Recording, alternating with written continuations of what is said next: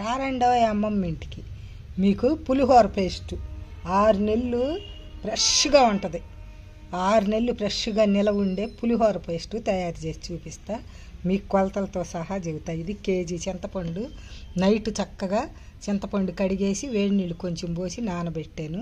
ఇంకా ఇప్పుడు ఈ గిన్నెలో వేసి అదిగో చూడండి అలాగా పేస్ట్ తీసుకున్నాం అన్నమాట. ఇట్లా వేసి చేతితోటి ఎలా రుద్దితే చక్కగా కిందకి వచ్చేసిద్ది. అదిగండి పులుసు మొత్తం తీసేసాను, రసం అంతా చింతపండులోది. అదిగో పిప్పి అది వచ్చింది కేజీకి. భలే చింతపండు చాలా వచ్చింది రసం. పిప్పి అయితే అదే ఒక్క గింజ కూడా లేదు. చింతపండు కూడా మంచి కలర్గా బాగుంది. 280 రూపాయలు తీసుకున్నాడు కేజీ. ఇంక ఇప్పుడు దీన్ని ఎలా పేస్ట్ ఉడకబెట్టాలో చూద్దాం. ఇప్పుడు మనం పులిహోర పులుసుని తాలింపు పెట్టడం కోసం బాగా గుప్పిడు గట్టిగా ఒక గుప్పిడు మంచి కరివేపాకు, మరీ ముదురు వేయకూడదు, మరీ లేత వేయకూడదు. దీనికి ఇది ఎలా ఉండాలి. ఇది ఒక కప్పు, ఒక చిన్న కప్పు పచ్చిశనగపప్పు, ఇది జీలకర్ర, ఆవాలు, మా దొడ్లో కాసిన ఆర్గానిక్ పచ్చిమిరపకాయలు, బెల్లం ఒక 100 గ్రాములు కేజీకి, ఎండుమిరపకాయలు. ఇదిగో ఈ కప్పుతోటి 125 ml కప్పుతోటి 2 కప్పులు ఉప్పు.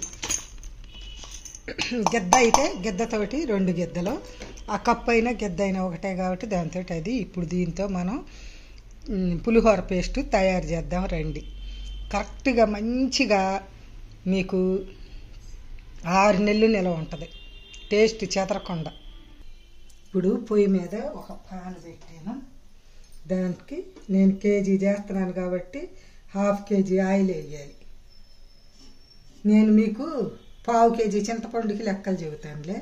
ఈ 1/4 కేజీ చింతపండుకి ఒక అరకప్పు ఉప్పు, అదే 120 ml కప్పు లేదు, ఆ కప్పుతో అరకప్పు ఉప్పు, ఒక 7-8 ఎండుమిరపకాయలు, పచ్చిమిరపకాయలు, కరివేపాకు, ఇక అన్నీ దానికి తగ్గట్టు కొంచెం స్పూనున్నర అట్ట వేసుకోండి. ఏది ఆవాలు, పప్పులు, మినప్పప్పు వేయకూడదు ఇందులో, శనగపప్పే బాగుంటాయి. మళ్ళీ జీలకర్ర అవి ఒక స్పూనున్నర వేసుకోండి.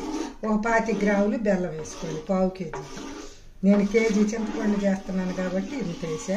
ఆయిల్ కూడా 1/4 కేజీ అనుకో 150 గ్రాములు అయితే ఆయిల్ సరిపోతుంది. ఇంక ఇప్పుడు ఈ ఆయిల్ హీట్ ఎక్కింది. దీనిలో ముందుగా పచ్చిమిరపకాయలు వేసి కొంచెం వేగిన తర్వాత, లేక మొత్తం కరిగిపోతాయి మనకు తర్వాత కనపడదు. కొంచెం వేగినాక తీసి పక్కన పెడదాము. ఇది చింతపండు పులుసు దించబోయేటప్పుడు వేస్తే ఆ పులుసు అదంతా చక్కగా దీనికి బట్టి కాయలు పడేయకుండా ఆ పులిహోరలో నంచుకొని తింటే సూపర్ ఉంటాయి. కడిగి తుడిసి మధ్యలోకి చీరేనన్నమాట అది పోయేలాగా, లేకపోతే టాప్ మన ఎగిరి పడతాయి. లోపలికి మనం వేసే పులుసు అంత ఉప్పు అంత పట్టాలి కదా, అందుకని అట్లా చేశాను. ఇప్పుడు ఇలా వేస్తే సరిపోతాయి. ఇంకా దీన్ని తీసి నేను పక్కన పెడతాను. గరిటతోటి తీసేసి పక్కన పెడదాం. ఇలా మొత్తం తీసేసినాక ఇప్పుడు శనగపప్పు,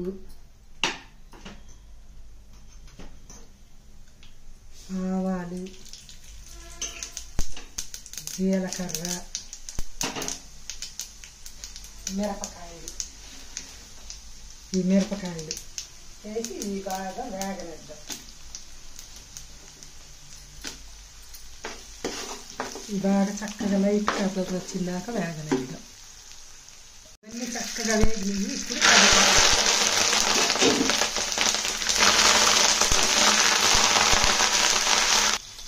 చూడండి ఎంత చక్కగా బాగా మంచి గోల్డెన్ బ్రౌన్ కలర్ వచ్చింది కదా. ఇంక ఇప్పుడు కరివేపాకు కూడా చక్కగా వేగిపోయింది. చూసారుగా చిట్టపట్టాలన్నీ ఆగిపోయి బాగా వేగింది. ఇప్పుడు దీనిలో మనము చింతపండు పులుసు వేసేద్దాం. చింతపండు గుజ్జు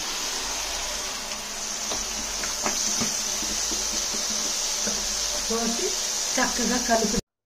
ఇప్పుడు దీనిలో పసుపు కూడా వేద్దాం. ఇందాక వేయాల్సింది వేసేసి కలుపుదాము. ఇప్పుడు దీంట్లో ఇంకా ఉప్పు, అది బెల్లం ఉంది కదా, దాన్ని కూడా వేసి మనం మధ్యలో కలుపుతూ ఉండాలి.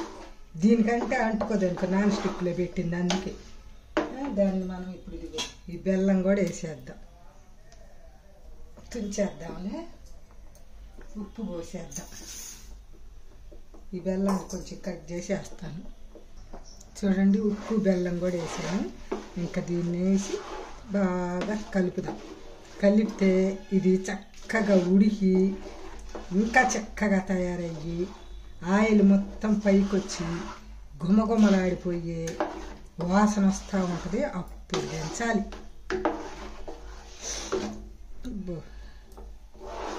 ఇది 3 పిల్లలకి, కొంచెం నేను కూడా ఉంచుతాను ఇంట్లో. సరే, ఇంకా మూత పెట్టి ఉడికిద్దాం. ఈ పులుసు మామూలు బీభత్సం కాదు, పైన అంతా ఆ టాపు దాకా పట్టింది. చూడండి గిట్ట. ఇది మూత పెట్టటానా ఇట్ట ఉంది, కానీ లేకపోతే మనము పొయ్యి దగ్గర కూడా ఉండలేం. ఇది మూత తీసి మనం కలపాలంటే సెగ మొత్తం తగ్గించి చేతులు మొహం దూరంగా పెట్టుకొని చిన్న సెగలోనే ఉడికిస్తున్నాయి. ఇంకా కొంచెం ఉడకాలి. ఇది చిందులు పైన చూడండి ఎక్కడ దాకా పోయింది. మూత తీయటం వాళ్ళు 70% ఉడికిపోయింది. ఇప్పుడు వేయించుకున్న పచ్చిమిరపకాయలు కూడా వేసి ఒక్కసారి ఇలా కలిపేసి మళ్ళీ మూత పెడతాం. ఇంకా కొంచెం గట్టిగా రావాలి. ఆయన కూడా వచ్చింది పైకి, అయినా ఇంకా కొంచెం గట్టిగా వస్తే బాగుంది. చూడండి అమ్మ, ఇది చక్కగా బాగా చక్కగా ఇదిగో పేస్ట్ లాగా వచ్చేసింది. ఇది ఇంకా పొయ్యి కట్టేద్దాం. ఇల్లంతా జాతర, ఇల్లంతా గోడల నిండా అంతా పడింది. ఇది ఇంకా మూత పెట్టకుండా కట్టేసినా కూడా కొంచెం సేపు ఉడుకుతానే ఉంటుంది. దింపుకొస్తా. చూడండి, చక్కగా బాగా గారిన తర్వాత ఏం చేద్దామంటే చల్లగా ఆరిపోవాలి. అస్సలు వేడి ఉండకూడదు. చల్లగా ఆరిపోయిన తర్వాత గాజు సీసాలో పెట్టి భద్రపరుచుకుంటే 6 నెలలు ఫ్రెష్గా ఉంటుంది. మనము అన్నంలో కలుపుకోవాలనుకున్నప్పుడు మీ ఇష్టం జీడిపప్పులైనా, పల్లీలు అదే వేరుశనగ పప్పులు ఉంటాయి అవి అయినా కొంచెం నెయ్యి వేసి వేయించుకొని అన్నంలో కలుపుకొని ఇంకా ఇది వేసుకొని అన్నంలో కలుపుకొని తింటే అద్దరిపోయిద్ది. అప్పుడప్పుడు తయారు చేసుకున్న పులిహోరలాగా చాలా టేస్టీగా ఉంటుంది. ఒక రోజంతా ఉంటే కానీ చల్లారలా. ఈ నైట్ అంతా ఉంది. ఇంక ఇప్పుడు ఈరోజు పంపించేయాలి పిల్లలకి. అందుకని ప్యాకింగ్ చేస్తున్నా. నేను రాత్రి టేస్ట్ చూశాను కలిపి, సూపర్ ఉంది. ఇప్పుడు ఈ ప్యాక్ చేసిన తర్వాత ఈ గిన్నెలో మీకు అన్నం కలిపి అదే పులిహోర ఎలా కలుపుకోవాలో మీరు చెప్తాను. చూడండి, ప్యాకింగ్లు చేశాను. ఇదేమన్నా 1.5 కేజీ ఈ ప్యాక్, ఇదేమో కేజీ, ఈ ప్యాక్ కేజీ. ఇది మా అమ్మాయికి, ఇది నాకు. మొత్తము 3.25 కేజీలు అయినాయి. 2.5, 3.25 కదా, ఇంకెక్కువే అయ్యింది. అయ్యే ఆ ప్యాకెట్లే 2.5. ఇంకా దీనిలోది 1 కేజీకి ఎక్కువే ఉంటుంది. అది అంత అయ్యింది. ఇప్పుడు ఇదిగో ఈ బౌల్లో అన్నం ఉడికిన తర్వాత వేసి మీకు కలిపి చూపిస్తాను. ఇప్పుడు మనం ఈ పులిహోర పులుసు చేసిన బౌల్లో అన్నం వేసాను. మీకు పులిహోర ఎలా కలుపుకోవాలో చూపిస్తా రండి. ఇప్పుడు పొయ్యి మీద బాండి పెట్టి స్టవ్ వెలిగిద్దాం. వెలిగించిన తర్వాత మీరు నెయ్యి ఉంటే నెయ్యి వేసుకోండి, లేకపోతే ఆయిల్ అయినా వేసుకోవచ్చు. మనం చేసేదాన్ని బట్టి వేసుకోవాలి. నేను కొంచెమే కలుపుతున్నాను కాబట్టి నాకు అది సరిపోయిద్ది. ఆ నెయ్యి కొంచెం కరగనిద్దాం. అలా నెయ్యి కరిగిన తర్వాత మనం చేసే అన్నం పులిహోర ఎంత చేస్తున్నామో దాన్ని బట్టి మీరు వేసుకోండి. నేను కొంచెమే కాబట్టి పల్లీలు వేసి, నాకు పప్పులు ఎక్కువ ఉంటే ఇష్టం. పప్పులు మిరపకాయలు ఎక్కువ ఉంటే ఇష్టం పులిహోరలో. సిమ్లోనే ఈ పప్పులు చక్కగా వేయించడం. ఈ వేరుశనగ పప్పులు ఇలా వేగాక నేను జీడిపప్పులు కూడా దీనిలోనే వేసి వేయించాను. ఇప్పుడు జీడిపప్పులు పల్లి పప్పులు వేయించినవి తీసేసి అన్నంలోకి వేసాను. వేసి ఇప్పుడు దీనిలోకి కొంచెం ఒక చిటికెడు ఆవాలు, జీలకర్ర, ఇవన్నీ వేసుకోకపోయినా పర్వాలేదు. అన్నీ మనం అందులో వేసాం కాబట్టి. మనం ఖాళీగా ఉన్నప్పుడు టేస్ట్గా తినాలనుకుంటే ఇవన్నీ చేసుకోవచ్చు. మనం హడావిడిగా ఆఫీస్కి వెళ్తున్నాం, ఇంకేంది ఇప్పుడు పిల్లలకి టైం అవుతుందని అనుకున్నప్పుడు ఆ పేస్ట్ కొంచెం వేసి కలిపి పెడితే సరే. చాలామందికి పప్పులు ఇష్టం ఉండదు. ఆ పప్పులు వేసుకోకపోయినా పర్వాలేదు. ఇప్పుడు ఇంకా తాలింపు వేగింది కాబట్టి దాన్ని కట్టేశాను. అది చింతపండులో మనము పసుపు వేసాం కదా, వేసిన అంత కలర్ఫుల్గా ఉండదు. ఆ చింతపండులో ఉడికిద్ది కాబట్టి ఒక్క చిటికెడు పసుపు వేసుకొని ఇప్పుడు దీన్ని తీసుకెళ్ళి మనము ఆ పులిహోర దీంట్లోకి వేసేసుకున్నాం. ఇప్పుడు దీనిలో కొంచెం కొత్తిమీర కూడా వేసేసి చక్కగా కలిపేద్దాం. నేను చేతితో కలుపుతా, ఇదంతా ఉంది కదా, అది చూసుకొని కలుపుకొని సరిపోలేదు అనుకో దీనిలో ఇంకా నేను కొంచెం వేస్తా. దీనికి అసలైన టేస్ట్ తెచ్చేది ఇంకొకటి ఉంది. ఒక్క నిమ్మ చెక్క కనుక తగిలితే పులిహోరకి ఎంత టేస్ట్ వచ్చిద్దో చెప్పలేనంత టేస్ట్ వచ్చింది.